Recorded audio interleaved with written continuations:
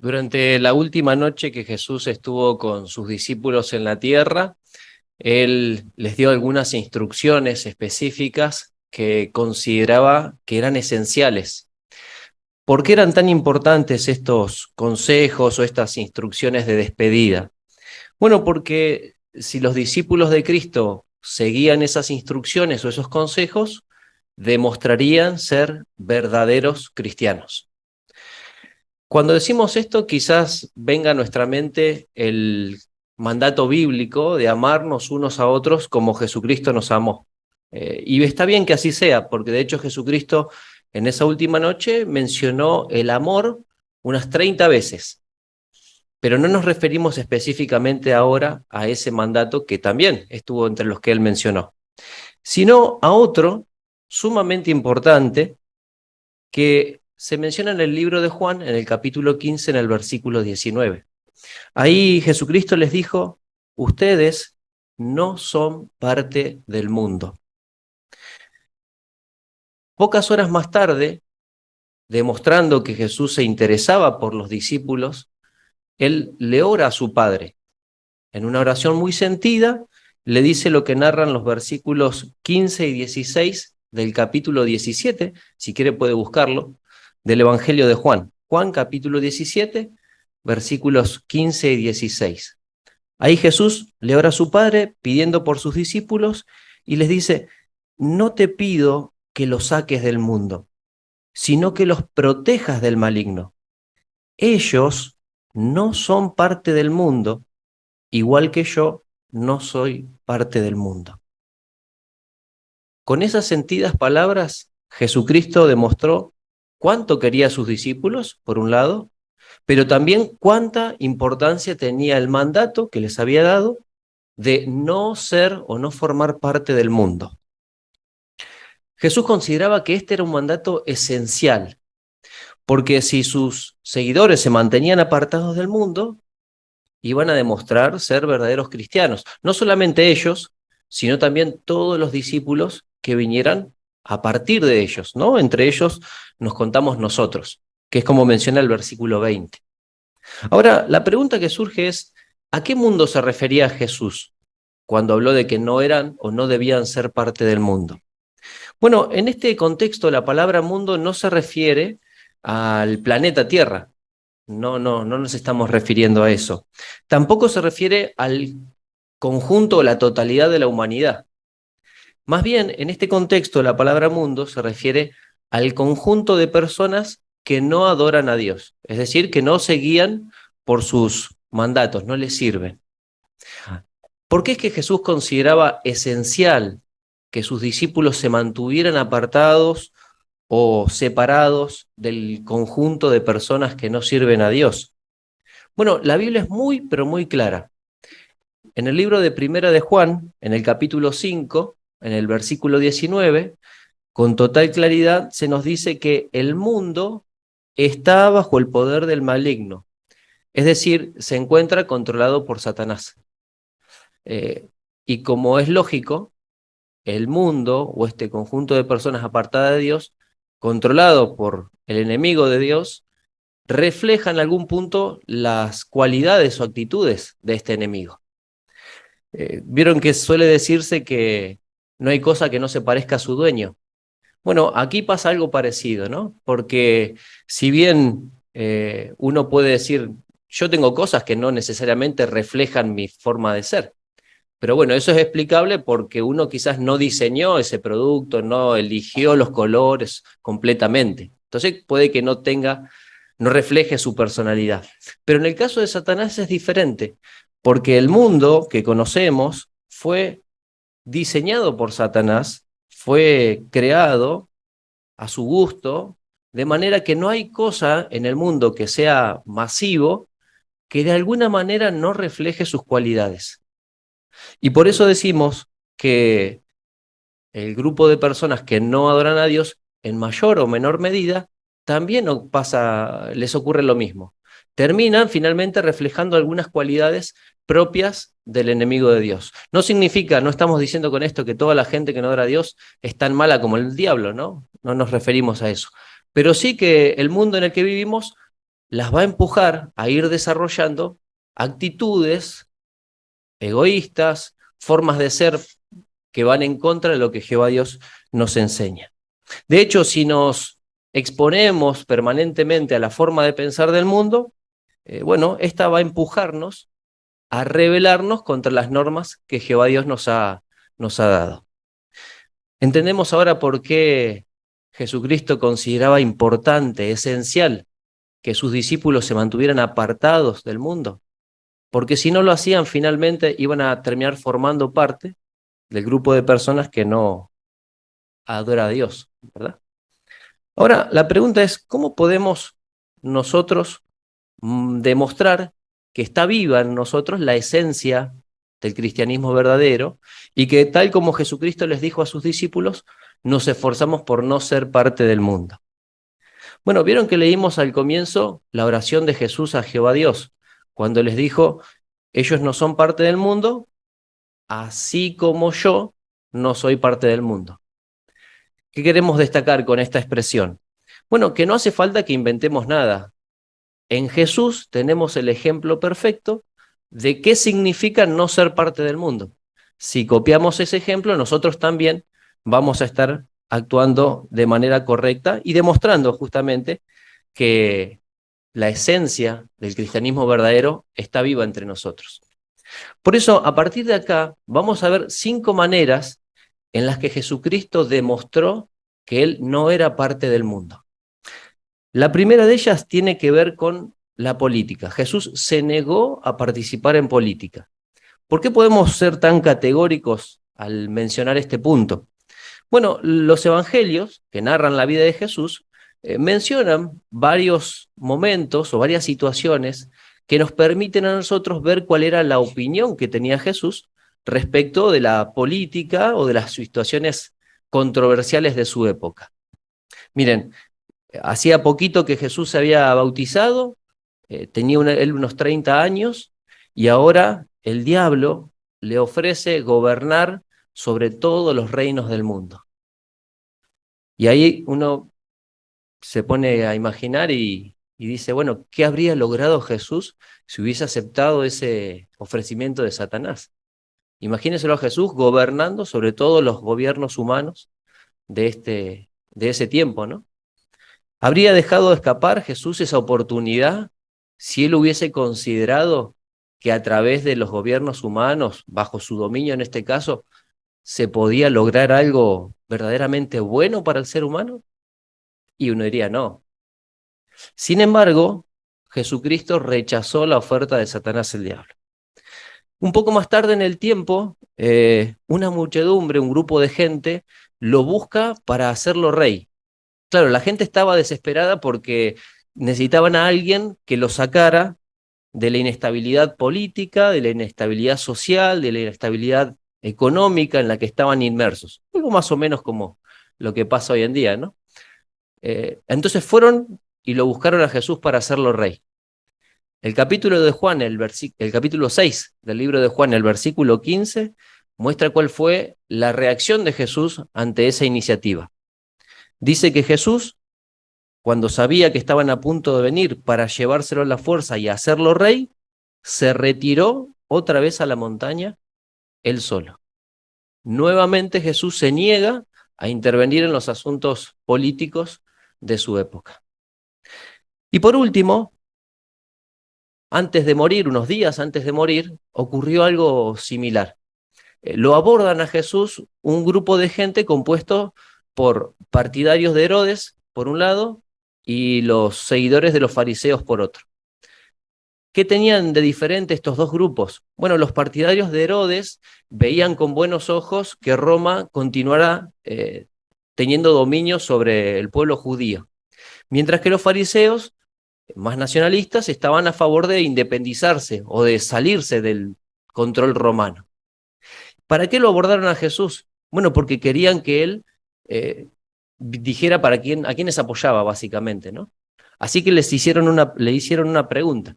Le dijeron si era necesario, si debían pagar impuestos al César, al gobernante romano, ¿no? Claro, si Jesús decía que no había que pagar impuestos a César, iba a parecer que estaba apoyando a los fariseos que querían independizarse de Roma. Pero si decía que sí, que había que pagarlos, entonces iba a parecer que estaba apoyando a los partidarios de Herodes. ¿Qué hizo Jesús en este caso? Bueno, miren, vamos a ver una imagen que ilustra la respuesta de Jesús. La respuesta se relata o se narra allí en Marcos capítulo 12, versículos 15 al 17. Jesús les dijo: ¿por qué me ponen a prueba? Tráiganme un denario para que lo vea.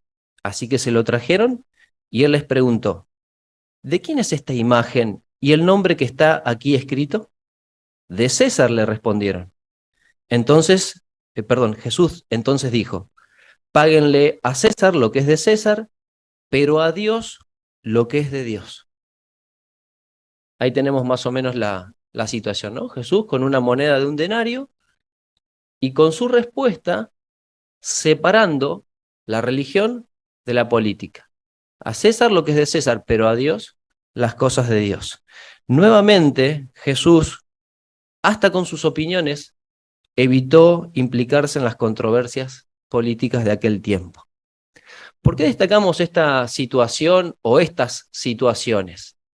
Porque uno quiere ser igual que Jesús y mantenerse apartado del mundo también en este aspecto, ¿no?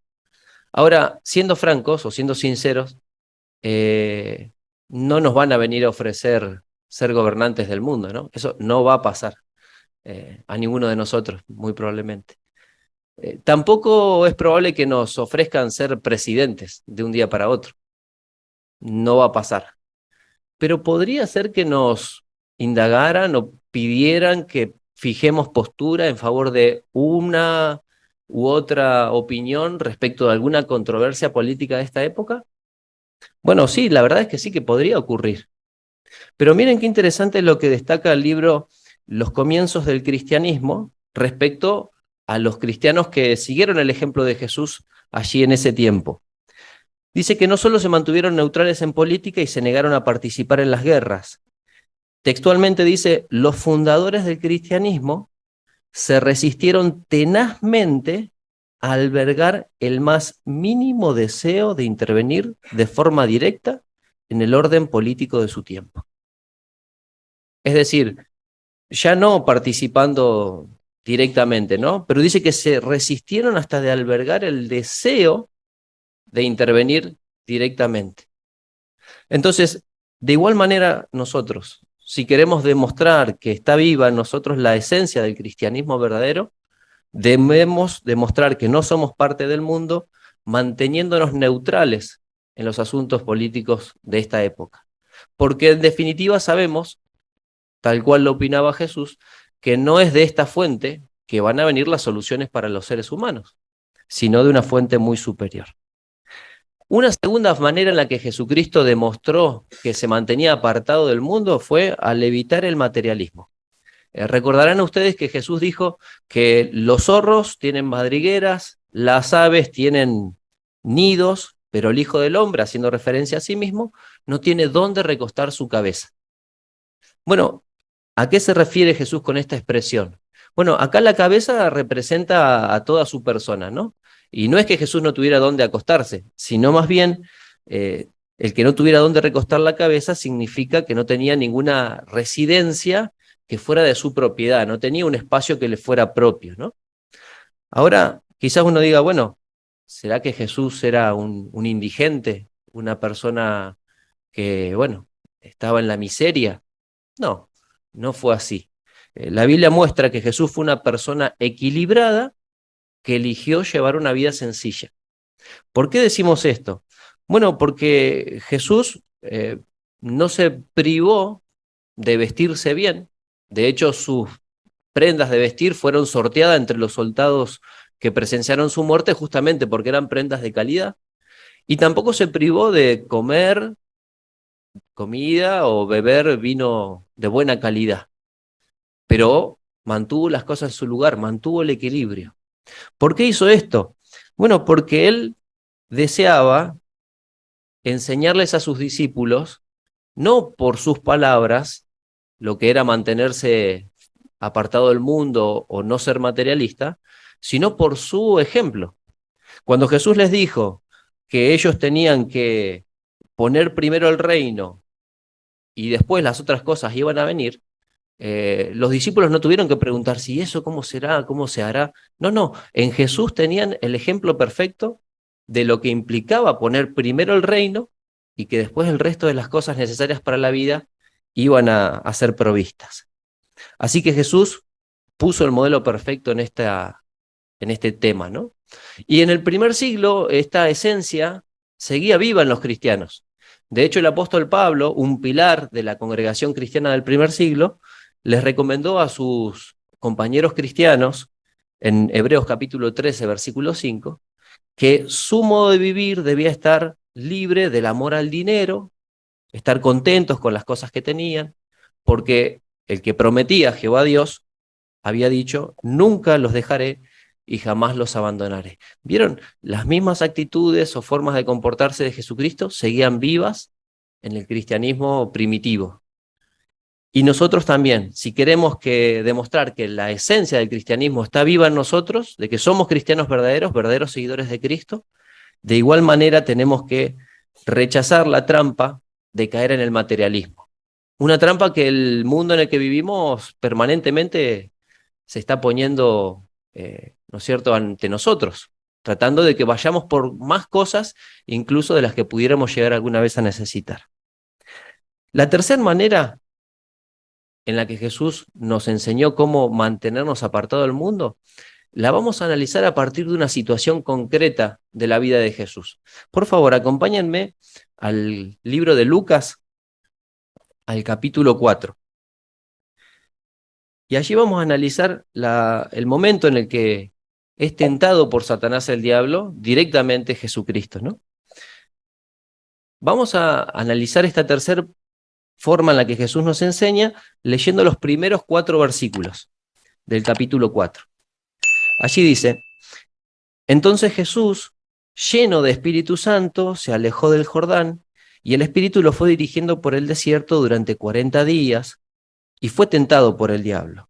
No comió nada en esos días, de modo que al final tenía hambre. Entonces el diablo le dijo, si eres hijo de Dios, dile a esta piedra que se convierta en pan. Pero Jesús le respondió, está escrito, no solo de pan debe vivir el hombre. Notamos cuando leer la situación, Jesús tenía hambre. No era que había pasado un poco rato, sino que tenía verdadero hambre. El hambre podríamos decir que es una necesidad, una de las más legítimas que podríamos pensar, ¿no? Porque uno puede tolerar de que alguien pase la necesidad de algún bien o de alguna cosa, pero ver a alguien pasar hambre nos duele, ¿no? Uno no lo acepta. Bueno, Jesús tenía hambre en este caso. Pero lo interesante es que Jesús no permitió que aún la necesidad de satisfacer estos deseos legítimos lo llevaran a pasar por alto los principios bíblicos. Porque de hecho, si él hubiese usado su poder para satisfacer esa necesidad, hubiese estado cometiendo un grave error. Pero no permitió que las necesidades físicas de cualquier índole, insatisfechas, lo llevaran a pasar por alto los principios bíblicos. No permitió que los deseos físicos lo dominaran. ¿Qué hay de nosotros? ¿Tenemos alguna necesidad física insatisfecha? Bueno, quizás no tengamos hambre o no tengamos alguna otra situación extrema, pero pudiéramos ser que tuviéramos, no sé, necesidades de índole sexual, tal vez porque somos seres humanos y fuimos creados con eso. Ahora, el satisfacer esas necesidades, ¿nos va a llevar a violar principios bíblicos o haremos lo posible para satisfacerlas dentro del marco de lo que Jesucristo y Jehová Dios nos enseñó como correcto? Bueno, tenemos que pensar en el ejemplo de Jesucristo y no dejarnos dominar por los deseos físicos, por legítimos que sean. Vamos a una cuarta manera en la que Jesús nos enseñó en los versículos 5 al 8. Pero antes de leerlo, vamos a pensar en una situación, algo que hoy en día es muy común. Vieron que hay una relación muy directa entre nuestros ojos, nuestra vista, y lo que pensamos y sentimos. Eso es así. Hay muchos refranes incluso que hablan al respecto, ¿no? Ojos que no ven, corazón que no siente, todo entra por los ojos. Bueno, Podríamos citar muchos otros. Lo que vemos condiciona lo que pensamos y sentimos. Este hecho lo conocen muy bien los publicistas. Por eso es que la mayoría de las publicidades son visuales, principalmente, ¿no? Porque lo que entra por los ojos puede llegar a nosotros más directamente. A tal punto esto es conocido por los publicistas que se ha desarrollado un tipo de marketing que es llamado marketing emocional. ¿Qué significa esto? Bueno, que ahora las publicidades buscan despertar emociones en las personas, ¿no? ¿Por qué? Porque hay algo que todos los seres humanos compartimos. No importa nuestro origen étnico, nuestro nivel cultural, nuestro nivel socioeconómico, no importa. La respuesta emocional ante ciertas situaciones suele ser lo mismo para todos los seres humanos, a, a nivel general, ¿no? Por eso los publicistas saben que si logran producir una respuesta emocional en la audiencia, van a poder influir en su comportamiento de compra. Por eso es que ahora las publicidades despiertan o tratan de despertar nuestras emociones. Ya no se centran en las características del producto, sino en nuestras emociones. Y quizás esto usted lo pudo ver en el pasado Mundial de Fútbol o en alguno anterior. ¿Qué características tienen las publicidades de ese momento? Vieron que le muestran, no sé, el sufrimiento de la hinchada, los fracasos de los jugadores y de repente una nueva oportunidad para dejar en alto a la selección bueno, y los momentos tensos del partido y de repente llega el penal decisivo y el festejo y a uno se le eriza la piel, ¿no? ¿Y todo para qué? Para venderle un televisor o un celular. Pero ¿qué pasó? ¿Qué despertó en nosotros? Emociones. Y esas emociones, dependiendo cómo uno las maneje, puede llevarnos a tomar alguna acción como comprar un producto, ¿no? ¿Por qué hacemos toda esta introducción? Porque Satanás conoce mejor que ninguno de los publicistas el corazón del ser humano. Y fíjense lo que hizo con el propio Jesucristo. Leamos por favor los versículos 5 al 8.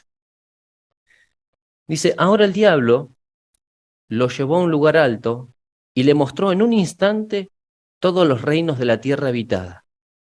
El diablo entonces le dijo, te daré la gloria de estos reinos y autoridad sobre ellos, porque esta autoridad me la han entregado a mí y yo se la doy a quien yo quiera. Por eso, si realizas ante mí un solo acto de adoración, todo será tuyo. Jesús le contestó, está escrito, adora a Jehová tu Dios y sírvele solo a él. ¿Notó qué es lo que hizo Satanás con Jesús? Dice que le mostró todos los reinos. El relato paralelo de Mateo 4:8 agrega que le mostró los reinos del mundo y su gloria, como se ve en la imagen que ahora se va a proyectar. En realidad, tenemos que decir que esta imagen no le hace justicia a lo que Satanás el diablo le habrá mostrado a Jesucristo, ¿no? Porque aquí vemos algunas construcciones características de las potencias mundiales de aquella época. Pero ¿dónde estaba la gloria de esas naciones? En la gente. Pensemos volviendo al ejemplo del fútbol. Un estadio de fútbol puede ser imponente por sí mismo, pero ¿cuándo está lleno de gloria? Y cuando está repleto de gente, cuando está la gente, las hinchadas en ebullición, ¿no es cierto? Bueno, lo que Satanás le mostró a Jesucristo fue todos los reinos y su gloria, o sea, en su máximo esplendor. ¿Pero para qué le mostró esto? Para que Jesucristo, no para que Jesucristo pensara en gobernar lo que sería gobernar los gobiernos o los reinos de esa época, sino para que Jesucristo sintiera emocionalmente lo que podía llegar a ser tener el control sobre esas cosas. No apuntó a su lógica, sino que apuntó a sus emociones. Por eso es que vemos que Jesucristo rechaza, gira la mirada y rechaza continuar viendo aquello que sabemos podría haber resultado en una tentación de haber continuado observando, fijado la vista, ¿no? Porque Jesucristo, bueno, sabía que la vista tiene el poder de persuadirnos muchas veces, incluso en contra de la lógica. Y Jesús sabía que aquello en lo que fijemos nuestra vista puede fortalecer nuestros buenos o malos deseos. Así que Jesucristo escogió no seguir mirando aquello y de esa manera demostró que no se iba a dejar seducir por lo que el mundo le mostraba, en este caso Satanás el diablo. De igual manera nosotros, hermanos, tenemos que recordar que donde fijemos nuestra vista, eso va a estimular nuestros pensamientos y nuestras emociones. Y si continuamos viendo algo que pudiera no ser saludable para nuestra espiritualidad, y tarde o temprano el deseo de los ojos puede llevar a que nos apartemos de demostrar que somos cristianos verdaderos.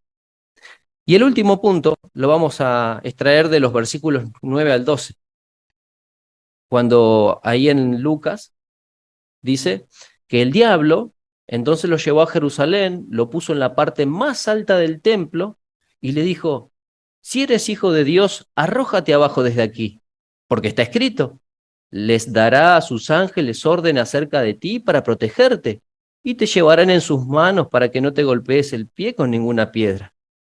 Jesús le contestó: dicho está, no pongas a prueba a Jehová tu Dios. ¿Cuál era la intención de Satanás al llevar a Jesucristo a la parte más alta del templo? Bueno, además de intentar que Jesús pusiera a prueba a Jehová, Satanás buscaba que Jesús atrajera indebidamente la atención sobre sí mismo. Imagínense el espectáculo que hubiese sido, ¿no? Jesucristo en la parte más alta del templo, a unos casi 100 metros, arrojándose al vacío y ahora apareciendo algunos ángeles para sostenerlo, porque estaba escrito, como le dijo Satanás, para cuidar de él. El espectáculo que habría sido eso, ¿no? Bueno, nada más lejos de la forma de ser de Jesús que el atraer indebidamente la atención sobre sí. Recordarán ustedes que cuando él curaba a alguien, le decía que no lo comentara. Cuando expulsaba demonios, les ordenaba que no dijeran que él era el Hijo de Dios. Por decir así, los condicionaba a eso. Así que Jesucristo rechazó el atraer la atención sobre sí que le estaba proponiendo Satanás el diablo. Como hemos visto a lo largo de este relato, Jesús no se dejó moldear en ningún aspecto por el mundo en el que le tocó vivir, el mundo de aquella época. De hecho, en el capítulo 14 de Juan, en el versículo 30, él dijo: viene el gobernante del mundo, aunque sobre mí él no tiene ningún poder. Y lo demostró. No pudo moldearlo a su gusto y semejanza, ¿no? Ahora, la pregunta es, ¿podemos decir nosotros lo mismo? ¿Podemos decir que el gobernante del mundo en el que vivimos no tiene ningún poder sobre nosotros? ¿O habrá algún aspecto en el que tal vez logre moldearnos un poquito, llevarnos a pensar como él?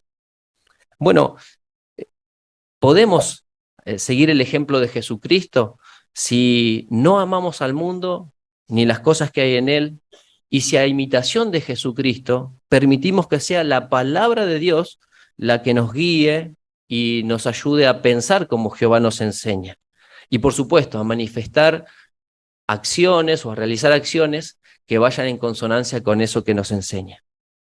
Así como Jesús, nosotros también tenemos una lucha contra el mundo que nos rodea y su gobernante. A simple vista, esta lucha puede parecer desigual, no solo por la cantidad, el número, sino también por la ferocidad. Por un lado, Jesucristo dijo que al mundo los odiaría, pero a nosotros, a sus seguidores, les dijo amen incluso a sus propios enemigos. Entonces vemos que las actitudes de un lado y otro son completamente opuestas. Ahora, es muy interesante la esperanza o lo que Jesucristo nos dijo en Juan 16:33, que le pido que lo busque conmigo. Juan 16:33, después de mencionarnos todas estas situaciones que viviríamos, él aseguró lo siguiente: les he dicho estas cosas para que tengan paz por medio de mí. En el mundo van a tener sufrimientos, pero sean valientes porque yo he vencido al mundo. Jesús se mantuvo apartado del mundo y, como vemos, por su valentía logró vencerlo. ¿Pero para qué nos dijo esto? Para que nosotros tengamos el convencimiento que también podemos vencer el mundo en el que estamos inmersos. Los seguidores de Jesús, por ejemplo, vencemos el orgullo evitando, cultivando la humildad y evitando el atraer la atención sobre nosotros mismos, el buscar destacar. Cuando sintamos que por ahí estamos yendo en esa dirección, buscando la atención de los demás, bueno, pensemos, como hemos dicho otras veces, ¿qué quiero ser, gallina o pez? Y de vuelta, ¿no? Uno dice, no, yo no quiero ser ninguna de las dos cosas. Pero pensemos, la gallina pone un huevo y cacarea, hace todo un alarde, ¿no? Por lo que ha hecho. Mientras que los peces silenciosamente ponen cientos de huevos y nadie se entera. Bueno, de igual manera nosotros, si hemos hecho algún acto bueno y ahora tenemos la tendencia a atraer la atención sobre nosotros, no. Como dijo Jesucristo, que tu mano derecha no sepa lo que hace tu mano izquierda. Y por supuesto que también vencemos al mundo cuando evitamos dar demasiada importancia a aquellas personas que el mundo idolatra, sean artistas, deportistas. No significa esto que no podamos disfrutar de un encuentro deportivo, es parte del disfrute que tenemos a nuestro alcance. Pero no olvidemos que el mundo de Satanás va a intentar despertar en nosotros emociones que nos lleven a pasar por alto los principios bíblicos y a perder de vista cuál es nuestro principal objetivo.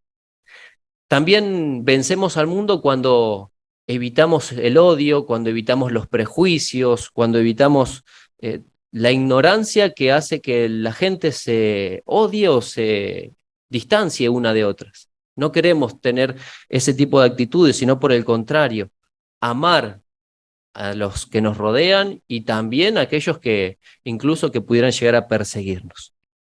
Y por último, una cualidad fundamental para vencer al mundo es la que se menciona en la Biblia, en el libro de Primera de Juan, que los invito a que leamos, en el capítulo 5, en los versículos 3 y 4. Allí dice, porque el amor a Dios consiste en esto, en que obedezcamos sus mandamientos y sus mandamientos no son una carga, porque todo el que ha nacido de Dios vence al mundo. Y esta es la victoria que ha vencido al mundo, nuestra fe. Entonces, ¿cuál es la cualidad que queremos desarrollar para vencer al mundo? La fe. Pero no fe en nuestra propia capacidad, en yo voy a poder contra todo lo que Satanás me presente. No, sino fe en que Jesucristo, que su organización nos va a guiar por el camino correcto. Y fe también en que falta muy poco tiempo para que Jehová Dios le ponga un fin a este mundo y las dificultades que experimentamos sean historia. Muy pronto el gobernante de este mundo ya no va a poder seguir engañando a las personas y las cosas que promueve como buenas, pero que sabemos que en definitiva causan dolor, también van a dejar de existir. De hecho, es lo que la Biblia nos dice ahí en el mismo libro de Primera de Juan, pero en el capítulo 2, en el versículo 17, cuando dice, además, el mundo se está yendo y sus deseos también, pero el que hace la voluntad de Dios vive para siempre. Así que estemos decididos a hacer la voluntad de Dios, porque ese es nuestro objetivo, vivir para siempre. No queremos irnos con el mundo, apagarnos como se apagará este mundo, sino por el contrario, hacer la voluntad de Dios y perdurar. Estemos decididos a seguir en este mismo sendero.